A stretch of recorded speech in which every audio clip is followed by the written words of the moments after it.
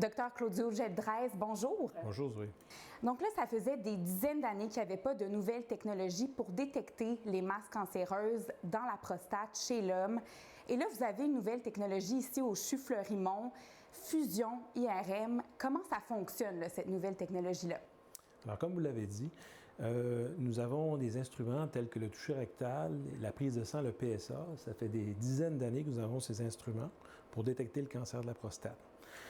Une fois qu'on a une suspicion d'un cancer, le patient est invité à passer ce qu'on appelle des biopsies. Et ce qui est intéressant, c'est que ces biopsies-là, jusqu'à maintenant, on les faisait de manière aléatoire. La nouvelle technologie que nous avons acquérie, c'est un ciblage. Ça permet de l'imagerie qu'on obtient en échographie. On peut ajouter des images de résonance magnétique qui ont été faites au préalable pour pouvoir cibler précisément où se trouve le cancer du patient. Parce qu'avant, on pouvait faire ces biopsies-là et pas nécessairement toucher la partie qui était cancéreuse. Donc, ça veut dire qu'on échappait certains patients, il y avait des faux diagnostics. Alors, la biopsie, au moment qu'elle est aléatoire, l'aiguille va se placer à différents endroits dans la prostate et il arrive parfois que l'aiguille va tomber à côté. Donc, on va avoir ce qu'on appelle un faux négatif.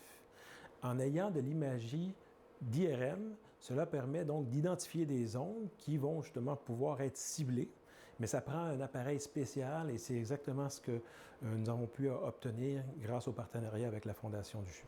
Savez-vous, il y avait combien de faux négatifs en Estrie au Québec avant d'avoir cette machine-là? On estime que le taux de faux négatifs est alentour de 20 à 30 étant donné que le taux de détection s'améliore entre 20 et 40 avec notre nouvelle machine, mais non seulement on détecte plus de cancers, mais on détecte, on va dire, les bons cancers, c'est-à-dire que les cancers qui vont nécessiter un traitement, un suivi par les patients. Expliquez-nous concrètement sur la machine, comment ça fonctionne, là, cette nouvelle technologie-là. Alors, une machine à biopsie qui est basée sur l'échographie. Donc, nous avons donc notre introducteur ici, qui est une machine à échographie d'imagerie. L'image est vue sur cet écran-là, où est-ce qu'on peut voir, par exemple, une prostate.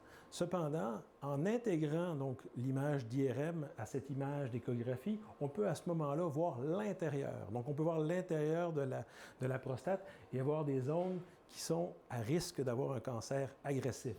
C'est ce qui va nous permettre par la suite de faire un ciblage lors de la biopsie. Le cancer de la prostate, c'est le 3e cancer le plus mortel chez les hommes. C'est quoi le portrait en ce moment de ce cancer-là en Estrie au Québec? Est-ce que c'est en hausse chez les hommes? Comme vous l'avez dit, 3e cancer le plus létal chez l'homme, mais le premier en termes de fréquence. Donc les hommes sont de plus en plus intéressés. Parfois, il y a des figures publiques ou des célébrités. Donc le cancer de la prostate revient de temps en temps dans les médias.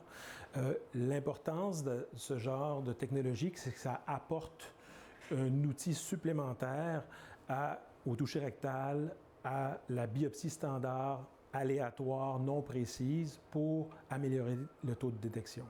Et donc là, avec cette nouvelle machine-là, il y aura plus de vrais diagnostics. Donc, est-ce qu'on peut dire qu'on peut même sauver des gens grâce à cette machine-là, en terminant? Alors oui, tout à fait. En détectant mieux, vous allez être sûr de ne pas passer à côté d'un cancer, que vous allez éviter de faire des biopsies au mauvais endroit. Les complications à la procédure vont être moindres, donc tout le monde y gagne. Premièrement, le patient, le système de santé publique et, comme je vous dis, la santé de l'homme. Claudio Geldresse, merci beaucoup. Merci à vous.